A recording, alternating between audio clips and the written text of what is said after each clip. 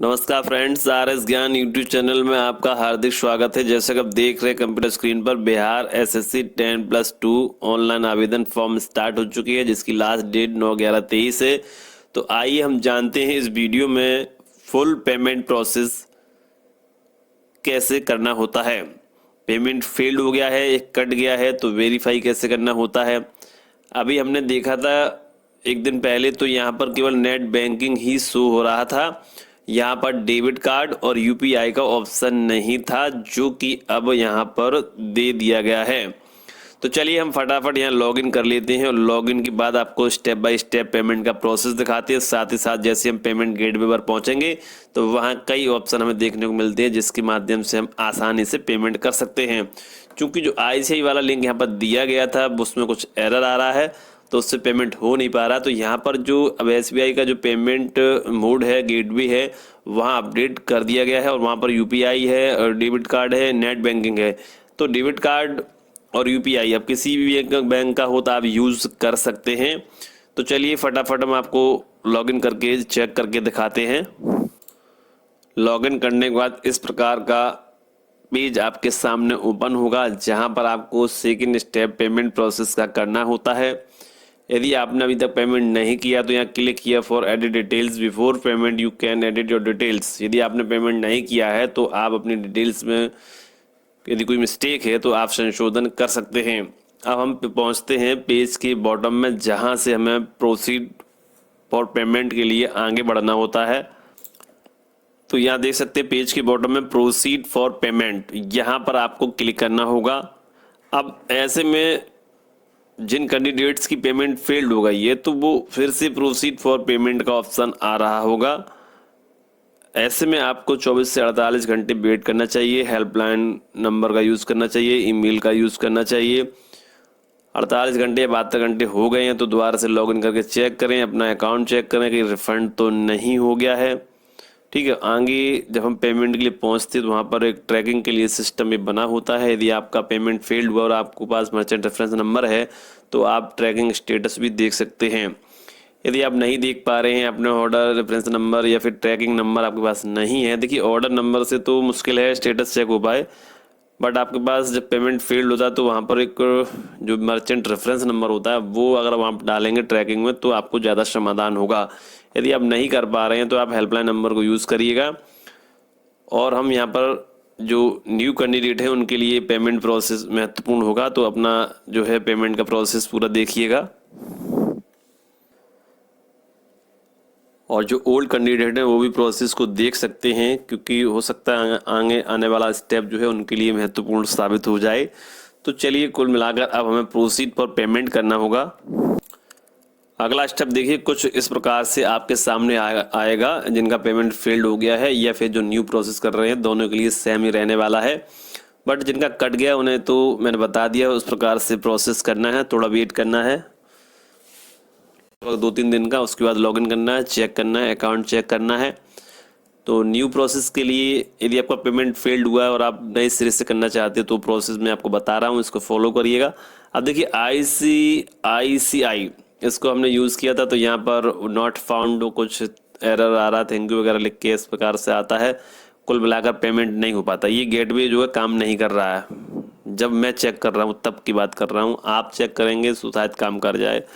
तो कुल मिलाकर यहाँ मुझे एसबीआई में अपडेट मिला है।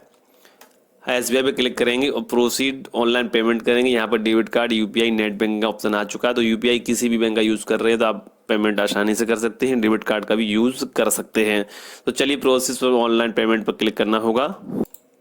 अगला स्टेप आपके सामने हो, यहाँ पर देखिए ऑर्डर समरी लिख कर आ गया, काइंडली नोट ऑर्डर नंबर। तो ये यहाँ से लेके यहाँ तक 2-3 से लेके 6 तक जो है पूरा मैंने सिक्योरिटी रीजन से हाइड किया, बट आपको पूरा लिखना है, नोट कर लेना है।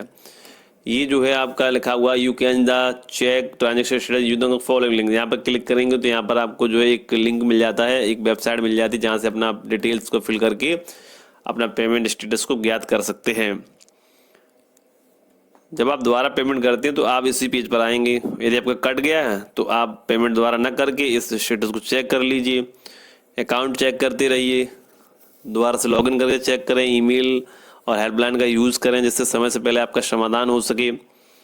तो फिलहाल यहाँ देखिए, मैं कल देख रहा था केवल नेट बैंकिंग ही दिख रहा था ऑप्शन मुझे, बट अब यहाँ पर जो है डेबिट कार्ड का ऑप्शन है, नेट बैंकिंग का ऑप्शन है ही, और यूपीआई का भी देखिए यहाँ पर गूगल पे, फोन पे, पेटीएम, अमेजोन, व्हाट्सएप, यूपीआई बना हुआ है। तो यहाँ से भी आप टाइम सेशन के रहते हुए आसानी से पेमेंट कर सकते हैं।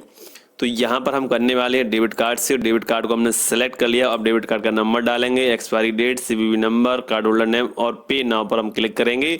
सीधा मेरे मोबाइल पर ओटीपी आएगा, हम ओटीपी डालेंगे और मेक पेमेंट करेंगे। तो चलिए ये प्रोसेस हम आपको दिखाते हैं। फिलहाल हम इस नंबर को डाल लें और पे नाउ करने के बाद का जो ऑप्शन है ओटीपी वाला, वो हम आपको दिखाएंगे। तो यहाँ पर आप देख सकते हैं ओटीपी मैंने डाल दिया है। अब मुझे सिर्फ मेक पेमेंट पर क्लिक करना है और यहाँ पर पेमेंट जो है सक्सेसफुल हो जाती है। तो फ्रेंड्स, जैसे ही हमने ओटीपी डाला है तो उससे पेमेंट नहीं हुआ है डेबिट कार्ड से, कुछ एरर्स उसमें आ रहा है, अपने आप लॉग आउट हो रहा है।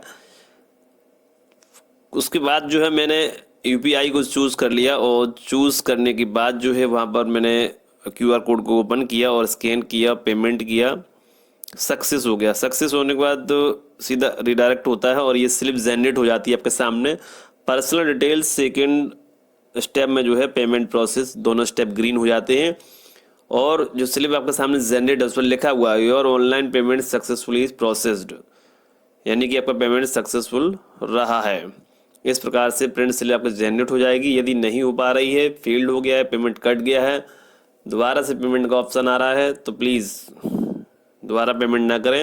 यदि लास्ट डेट में टाइम है तो इंतज़ार ज़रूर कर लें। हेल्पलाइन ईमेल के माध्यम से अपना कंप्लेंट भेजें और समय से पहले फीस अपडेट हो जाए, दोबारा करने से बच जाएं। यदि लास्ट टाइम नज़दीक है, 1 दिन या 2 दिन बचा है, तो दोबारा पेमेंट करने के बारे में आप सोच सकते हैं। तो जो न्यू कैंडिडेट हैं वो वीडियो के माध्यम से अपना पेमेंट को अच्छे से कर पाएंगे। जो ओल्ड कैंडिडेट हैं वो इस बात को समझने का प्रयास करें कि पेमेंट को अकाउंट में चेक करें। यदि सक्सेसफुल कटा है तो, यदि अपडेट नहीं हो रही तो रिफंड होगी, रिफंड नहीं हो रही तो अपडेट होगी।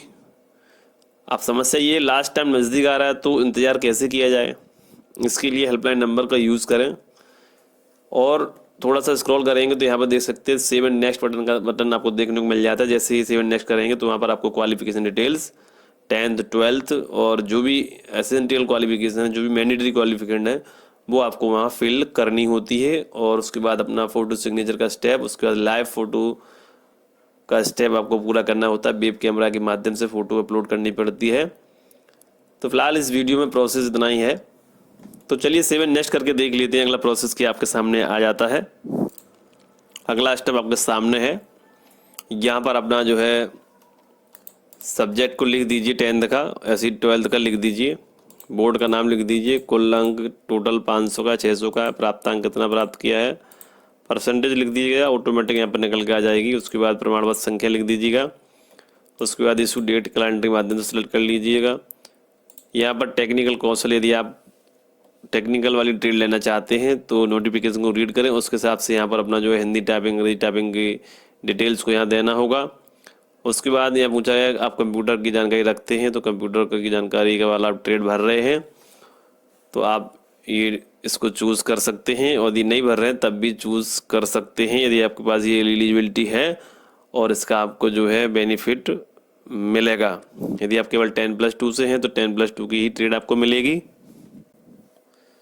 सभी डिटेल्स फिल करने के बाद अच्छे से चेक करेंगे और सबमिट करेंगे। अगला प्रोसेस जो है आपके सामने जो है फ़ोटो सिग्नेचर, मैनुअली फ़ोटो लगानी है आपको, हिंदी इंग्लिश के सिग्नेचर लगाने, उसके बाद लाइव फ़ोटो और उसके बाद फॉर्म को चेक करते हुए अपने फॉर्म को सबमिट करेंगे। इस प्रकार आपका फाइनल क्लियर हो जाता है। वीडियो में अपडेट आपको पसंद आई है तो वीडियो को लाइक और सब्सक्राइब करें। कुछ समस्या लग रही है तो कमेंट बॉक्स में कमेंट लिखें। नमस्कार, जय हिंद, जय भारत।